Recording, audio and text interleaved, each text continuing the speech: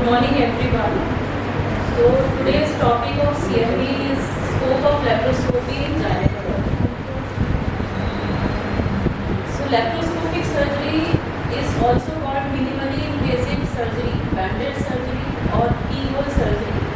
It is a technique in which the surgery is performed through very small incisions 0.5 to 1 to 1.5 centimeter in size. Initially laparoscopy was used only for diagnosis and simple therapeutic procedures such as tubal ligation and benign ovarian cyst.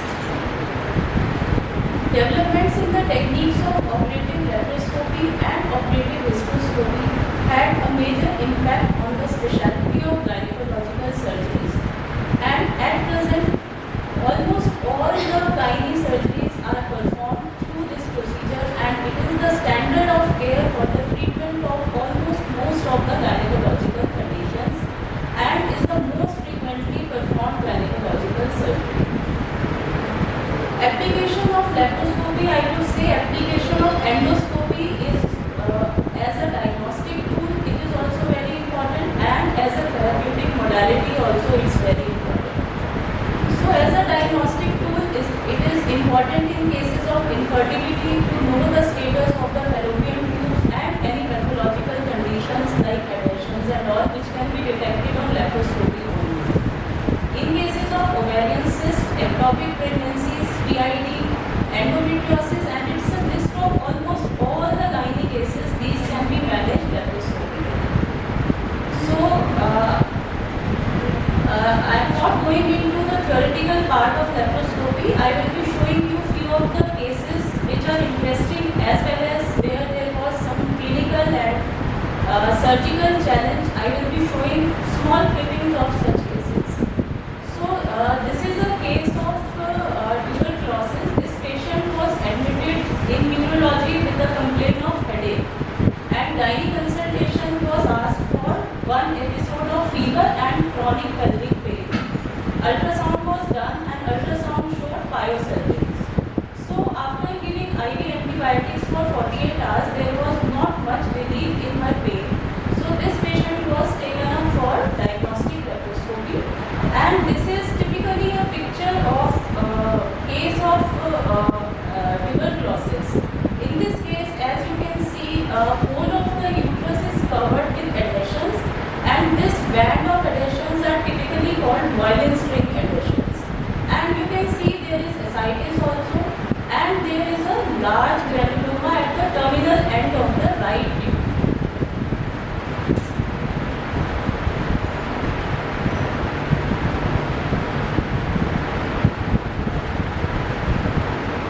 This is another case of abdominal pox. You can see there are the anterior abdominal wall, whole of the peritoneum is filled with tubercles, and there are tubercles over the gut as well as over the omentum. So this is typically a case of abdominal pox. This is another case of chronic PID. This type of cases are diagnosed only on laparoscopy. You can see the whole of the abdominal cavity is filled with adhesions. The adhesions are from the gut to the anterior abdominal wall, amongst the gut loops, and there is ascites also. So this case cannot be detected by any other modality, and laparoscopy is the only answer for detection of such cases. This is again a case of abdominal as well as genital pox. You can see there is ascites. Both the tubes had lead pipe appearance, and whole of the surface of the uterus and gut is covered with tubercles. This is a case of pelvic abscess.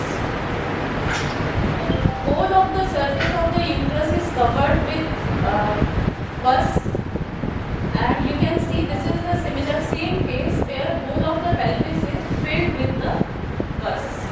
So here this case later on there was a growth of bacteria. Patient was whole of the pus was aspirated and good peritoneal lavage was given, and patient was put on IV antibiotics for 7 days followed by 3 weeks of further oral antibiotics, and patient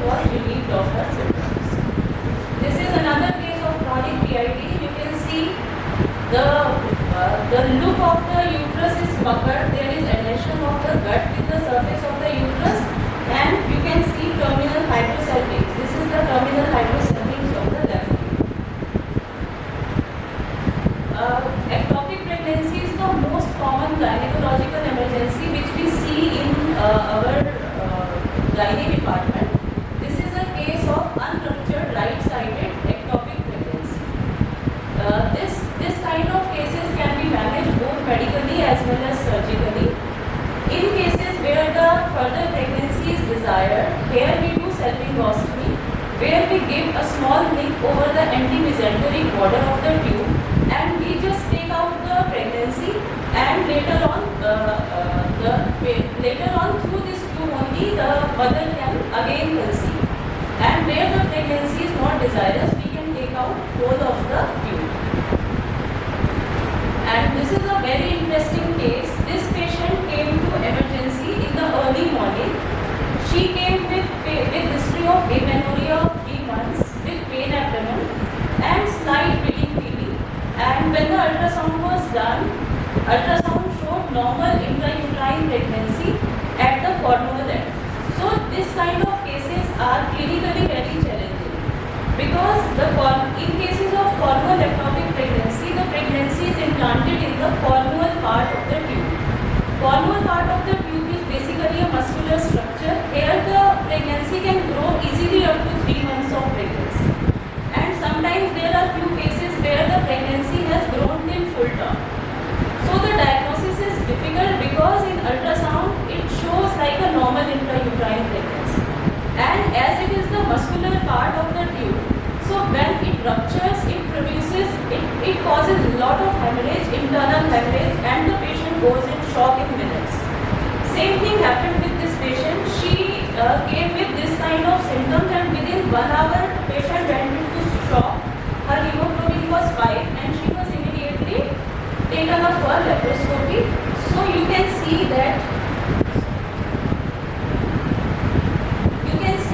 here this is the cornual part of the tube, and there is a big cornual ectopic pregnancy almost of the size of the uterus. This is almost a 5 centimeter size ectopic pregnancy, and this is the hemorrhage in the peritoneal cavity.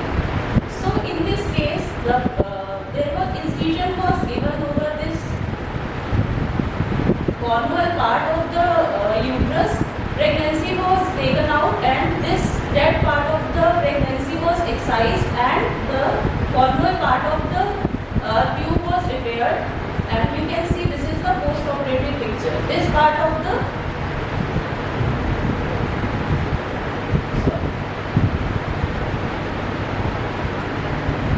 this is the cornual end of the uterus. It is repaired, and whole of the tube of this side was removed as her fertility was not desirous, and other sided tubal ligation was done.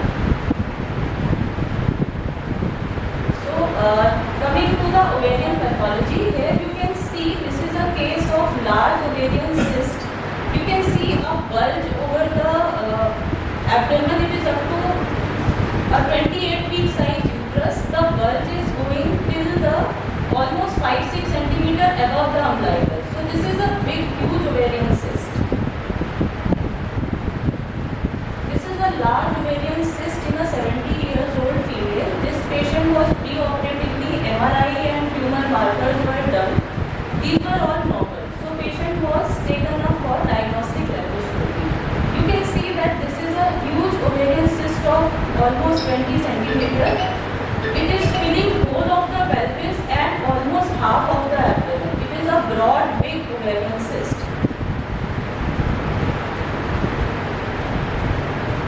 This is again a similar case of huge ovarian cyst in a 16-year-old unmarried girl. Similar kind of cyst, almost same size. In this case, the surgical technique is directly through the laparoscopic port. We introduce the trocar inside the ovarian cyst, and debulking of the cyst was done through the suction, and then the ovarian cystectomy can be performed very easily without giving a long vertical incision. So here comes the advantage of laparoscopy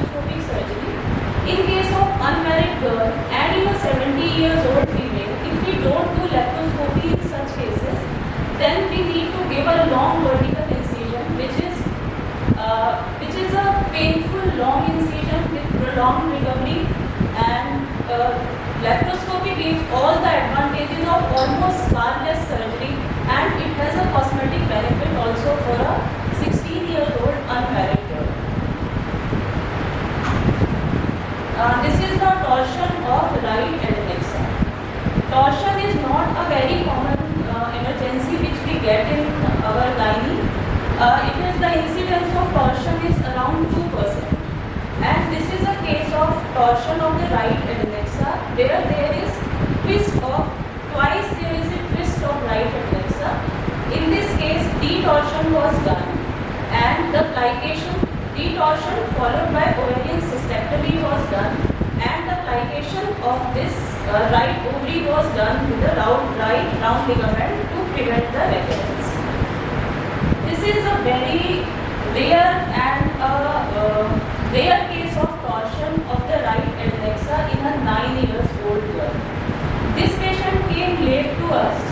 She had a history of pain abdomen, nausea, vomiting, typically symptoms of gastroenteritis, and she was treated outside for 3 years. Then she came to our emergency. Dr. Nitin only diagnosed this case. So she has an old gangrenous right adnexa, and the torsion in a pediatric age group is very rare. This is around 1 in 1 lakh ovarian cysts in cases of pediatric stage group. This is a very rare case. She came late to us. That is why we had to remove her right adnexa. Both tubes and ovaries were removed. You can see this is this black. This whole of this is the gangrenous right adnexa. It was a big gangrenous mass around 10 centimeter in size. So we had to remove this right adnexa. And this even the left tube and ovary is also edematous, but it improves with time. Till now, in last 3 cases, I have done 6 cases of ovarian torsion, and this is the only case where I had to remove the right tube and ovary. In rest of the 5 cases, tube and ovary both were same, and among 6 of them, 5 of them were unmarried girls. So the fertility, so this is like in this case, it was removed due to the very gangrenous and bad condition of the adnexa. This is a case of dermoid cyst on the left side. So cystectomy is done and the retrieval of the cyst is done through this bag which we make through glove so that there is not much spillage. Then this is myomectomy of a large uterine fibroid. This is the myoma which is enucleated, and this is the after suturing. This is the uterus, normal size uterus. This is the myomectomy of a huge fibroid of almost 2 kg. This was 40 years old female who didn't want hysterectomy. She wanted that I want only removal of the fibroid. So this is a huge fibroid filling whole of the pelvis and almost more than half of the abdominal cavity. Here myomectomy was done. You can see the size of the fibroid. It is almost 4-5 times the normal size of the uterus. So this was removed laparoscopically, and you can see whole of the surgical trolleys filled with the myoma. There are large chunks of fibroid. You can see this. So this was completed laparoscopically. This is a case of cervical fibroid. You can see this is the cervical fibroid. It is a central type of cervical fibroid. It is typically called the lantern on the top of the St. Paul's Cathedral. This type of cases, cervical fibroid is a surgical challenge. In this case, we need to take care of because the ureters they cross close to this fibroid, and even the supply of the uterines is very close to this. So while performing this surgery, we need to take care of the ureters. There may be accidental injury to the ureters. So in such kind of cases, we do pre-operatively JJ stenting, and we get 2 to 3 units of blood jetting in cases of profuse bleeding so that blood transfusion can be given. And if it is displaced anteriorly, it can cause injury to the bladder. So this is this myomectomy being performed. Here hysterectomy was done.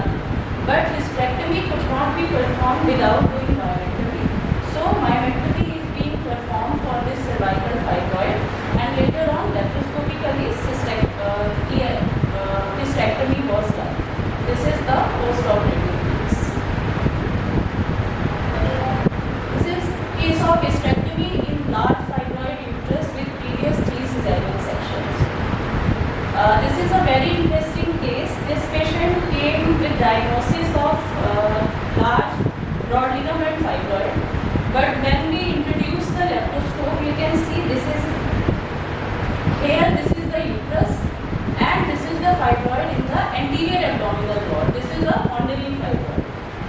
So the surgery was performed, only this fibroid was removed. Coming to the cases of hysteroscopy. Hysteroscopy is a very beautiful diagnostic and therapeutic tool. This is a case of this patient was 35 years old. She had no pattern of menstrual cycle. There was history of off and on bleeding PD every 8 to 10 days for last 2 years. When she came, I took the history and she gave history of mid-trimester abortions. So this, you can see, this wide is a bony spicule. While doing mid-trimester abortion, she must have got it done through some quack. There was remnants of bony spicules of the fetus. So these bony spicules, the whole of the uterine cavity was full of these bony spicules, and these bony spicules were removed hysteroscopically. And she had history of recurrent PID, recurrent bleeding PD did not stop for last 2 years, and she had great relief after this surgery, which was completed in almost 15 minutes.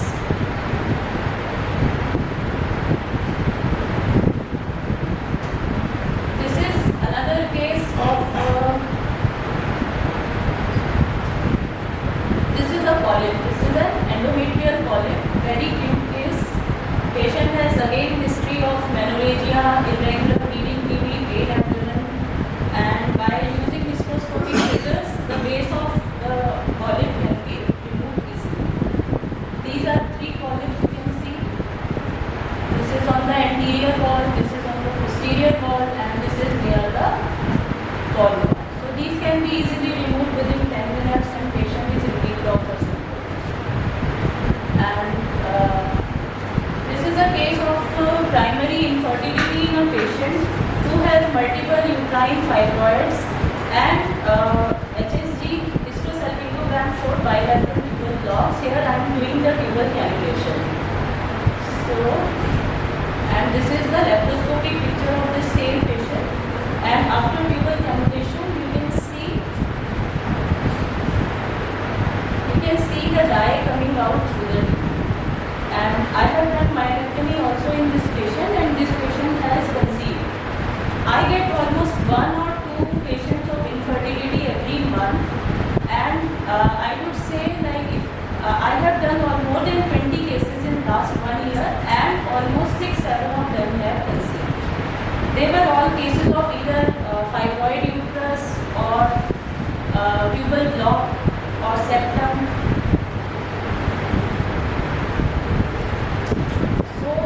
Looking at all these cases, so benefits of laparoscopic surgery are very small scar. So hence short hospital stay, less tissue cutting and less pain while scar heals, so lesser use of pain medications. Patient get back to normal life sooner, quicker healing of the scar as the scar is small, and as exposure of internal organs get reduced, so the risk of infection is less, and we get all the female patients in gynae, so hence cosmetic benefit is also very important. So during the last 50 years, laparoscopy has evolved from a limited gynecology